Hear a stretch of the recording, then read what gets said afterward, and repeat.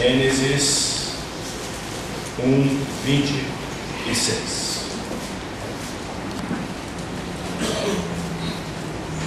Diz assim a palavra de Deus. Também disse Deus: façamos o homem à nossa imagem, conforme a nossa semelhança. Façamos o homem à nossa imagem, conforme a nossa semelhança. Evangelho de João, capítulo 1, versos de 1 a 4. João, capítulo 1, versos de 1 a 4. No princípio era o Verbo, e o Verbo estava com Deus, e o Verbo era Deus. Ele estava no princípio com Deus. Todas as coisas foram feitas por intermédio dele, e sem ele nada do que foi feito se fez. A vida estava nele, e a vida era a luz dos homens. E o último trecho, Evangelho de Mateus, capítulo 28. Mateus 28, de 18 em diante. Mateus 28, de 18 em diante. Jesus, aproximando-se, falou-lhes, dizendo: toda autoridade me foi dada no céu e na terra. Ide, portanto, fazei discípulos de todas as nações, batizando-os em nome do Pai, e do Filho, e do Espírito Santo, ensinando-os a guardar todas as coisas que vos tenho ordenado. E eis que estou convosco todos os dias, até a consumação dos séculos. Oremos. Pai, eis aqui a palavra do Senhor. Pedimos ao Senhor para falar aos nossos corações. Ilumina-nos então. Dá que vejamos de fato o que o Senhor escreveu e deixou para nós como herança de vida, e gere vida hoje em nome de Jesus. Amém. Bom, meus irmãos e minhas irmãs, eu quero hoje só fazer uma breve reflexão. Primeiro texto que lemos, existe aí um verbo conjugado no plural, proclamado pelo próprio Deus, registrado na história, primeiro por uma transmissão oral, preservada na história, e depois Moisés registra a criação, onde Deus diz: façamos o homem à nossa imagem. Deus trino, Pai, Filho e Espírito Santo. Talvez o maior mistério da fé, mas necessário é que sejamos conduzidos pelo Espírito para o máximo de compreensão possível desse Deus trino. Não estamos falando aqui daquilo que os antigos chamaram de modalismo. Eu não estou falando de um Deus que ora aparece como Pai, ora aparece como Filho e ora aparece como Espírito Santo. Não. Eu estou dizendo de um Deus que em si Ele é três pessoas. Eu não estou dizendo só que Ele aparece como Pai no Antigo Testamento, que Ele vai aparecer como Filho no Novo, e que Ele, depois que o Filho é assunto aos céus, vem como Espírito habitar em nós. Não é só isso, é muito mais do que isso. O Filho e o Espírito estavam lá na criação.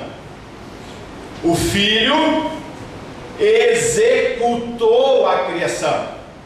Quando o Pai verbaliza, o Filho executa, e o Espírito paira sobre toda a criação, fazendo a criação ter vida.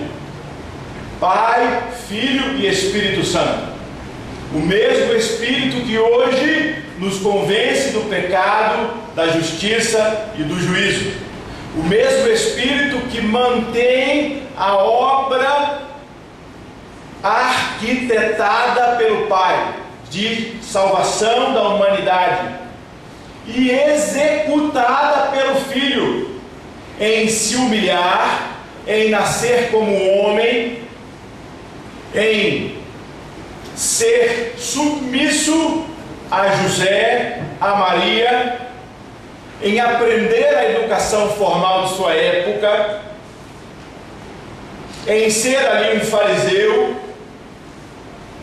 em enfrentar toda uma sociedade, mostrando o amor que é maior do que qualquer instituição religiosa, e deixando para nós o sacrifício vicário, propiciatório, no meu e no seu lugar.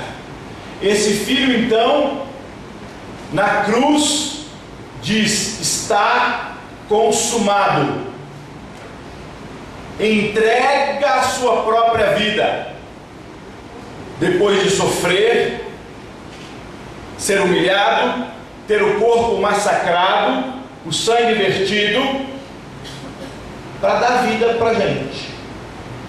É assunto aos céus. E ele diz: aquele que procede de mim e do Pai, ora conhecido como Espírito de Deus, ora conhecido como Espírito de Cristo, mas também existente desde a eternidade, o Espírito Santo, não criado em algum momento. O Filho também não foi criado em algum momento.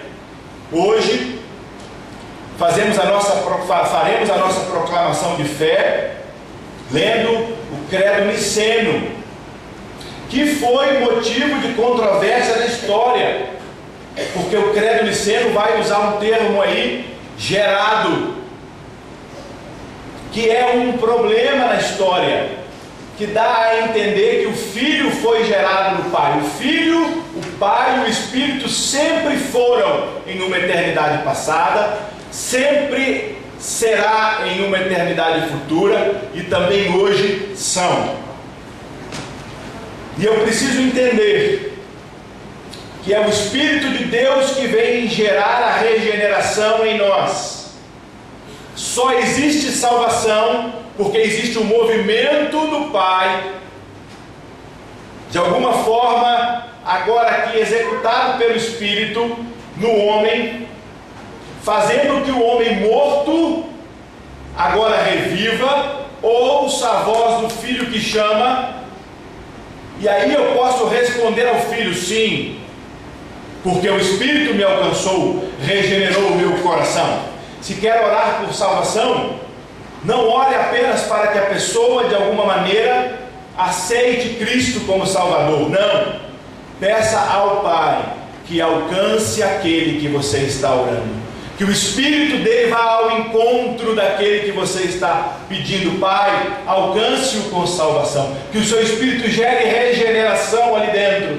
Porque aí o ouvido vai ouvir a voz do Filho. E agora ele percebe no Filho toda a obra executada. Justificado se sentirá.